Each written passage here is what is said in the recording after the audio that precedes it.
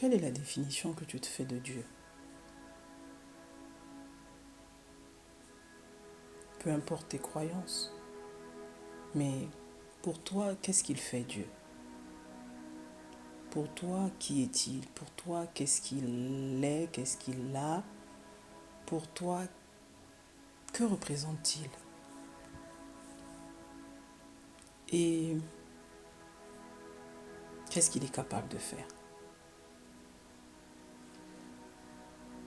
Je te donne ma perception par rapport à la question. Je suis Genesis, bienvenue dans mon monde, où je t'invite à te connaître profondément, à recoller les morceaux avec la part divine qui est en toi.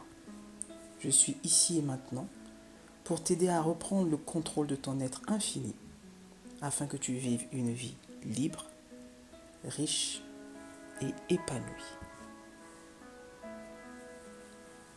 Alors, pour moi, Dieu, c'est une énergie, mais qui est toute chose à la fois.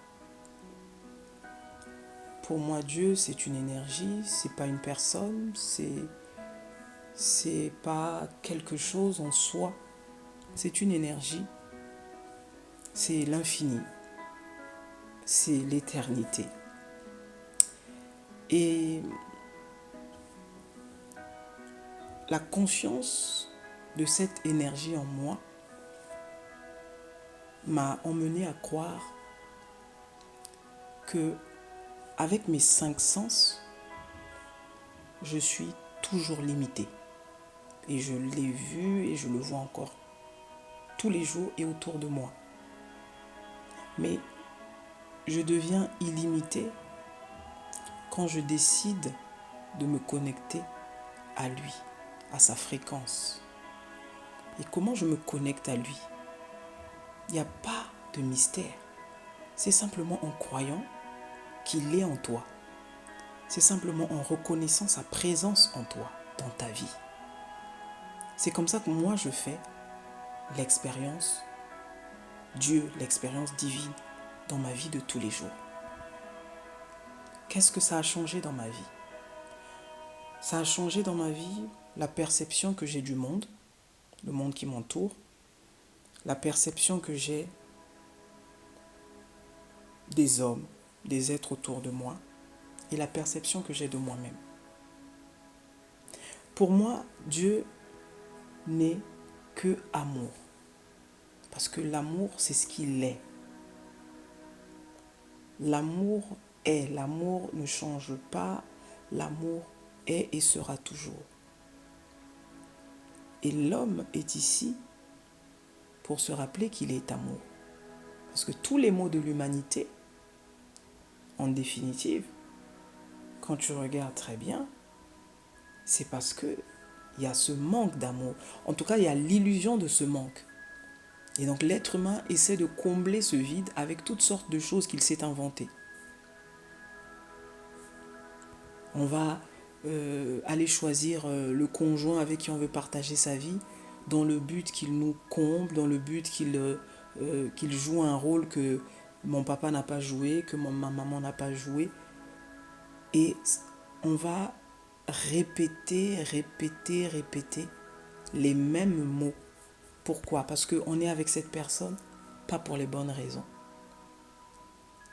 Et c'est ça le réel problème, c'est que l'homme est continuellement en quête d'amour. Pourquoi? Parce qu'il a oublié qui il est. Il croit que cet amour, il est obligé de le trouver en dehors de lui. Il est obligé de le trouver dans sa fortune, dans ses expérimentations, dans tout ce qu'il vit au niveau de cette réalité physique. Or, l'amour, il a oublié que l'amour, c'est ce qu'il est. Et donc moi, la conscience de Dieu en moi m'a fait comprendre ce point-là.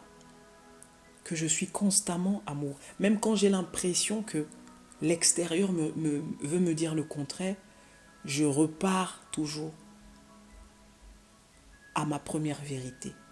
Celle qui est que Dieu, il est amour.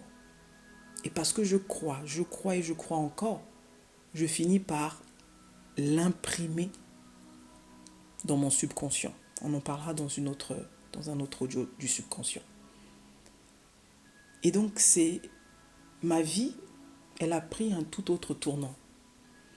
Aujourd'hui, ce que je vis au quotidien, je ne me sépare pas de cette présence divine en moi parce que je sais qu'elle est toujours en moi. Elle est constamment en moi.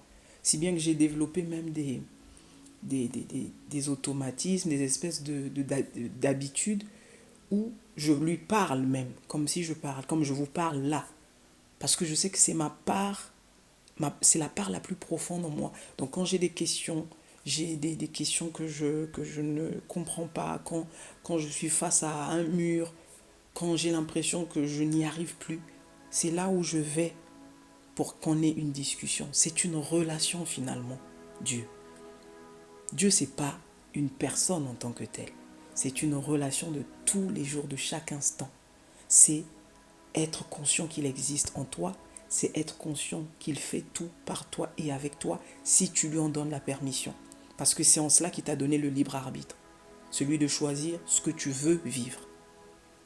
Donc, moi, j'ai choisi de vivre cette vie-là. Et je peux t'assurer que ma vie ne fait que changer, mais en bien. Il y a 15 ans, il y a 20 ans, ce n'était pas du tout ça. Mais prendre conscience qu'il est constamment là, plutôt que d'aller le chercher sur la montagne, plutôt que d'aller le chercher dans un centre religieux en pensant que c'est là où il est, c'est faire totalement fausse route, c'est avoir une définition de Dieu qui est mal interprétée à mon sens. Je vois Dieu dans tout ce qui est incarné, dans absolument tout. Noir, blanc, jaune, rouge, petit, gros, grand. Il est absolument dans tout, il est dans tout. Il a mis une empreinte de lui dans toute sa création. Et ça change la vie. Ça change la vie d'avoir conscience de sa présence en toi. Ça change la vie de savoir que Dieu est amour. Donc même quand tu t'éloignes de l'amour, il y a quelque chose qui te rattrape parce que tu as développé cette intimité avec cette part profonde de toi qui est Dieu. Quand tu t'éloignes de lui, tu le sais que là, je ne suis plus aligné à lui. Là, je ne suis plus conforme à lui. Et là, tu rentres à nouveau en toi et il est toujours là. Il se laisse toujours trouver. Parce qu'il fait l'expérience avec toi, l'expérience terrestre avec toi. Toi, en tant que petit homme, en tant que petit être charnel, tu n'existes même pas. C'est lui qui existe au travers de toi. Et je voudrais que tu en prennes conscience aujourd'hui. Je voudrais vraiment que tu te poses les bonnes questions. Je t'assure que ça change la vie. Prends soin de toi. Genesis.